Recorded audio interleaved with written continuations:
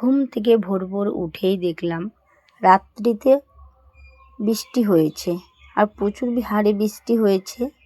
সেই কারণে তোমরা তো জানো আমার ঘর বারান্দায় জল পড়ে, আর জল পড়ে একদম জলগুলো জমা হয়ে আছে বারান্দা দিয়ে ঘর দিয়ে। তো সকালবেলা উঠে এরকম দেখে মনটা খুবই খারাপ হয়ে গেল।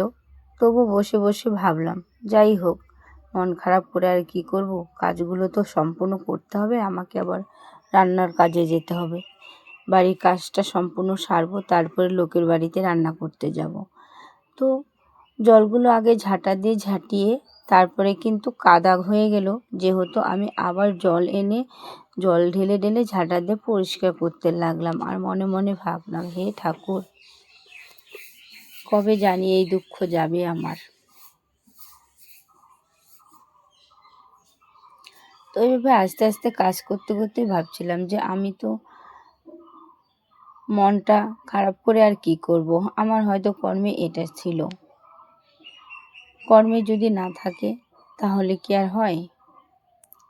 তো সুপ্রভাত প্রিয় বন্ধুরা, আশা করি সকলে ভালো আছেন, সুস্থ আছেন। আপনাদের সামনে আবার ছোট্ট একটা মিনি ব্লগ নিয়ে আসছিলাম।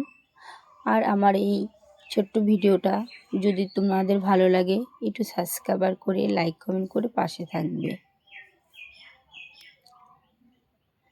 তোমাদের আশাতেই এই ভিডিওটা শুরু করেছি সোশ্যাল মিডিয়ায়। জানি না কবে সফল হতে পারবো, তবু আশা রাখছি, তোমাদের উপরে ভরসা করি, কারণ জানি তোমরা পাশে থাকবে। তো ভিডিওটা আর বড় করব না, এখানেই শেষ করছি। বাই।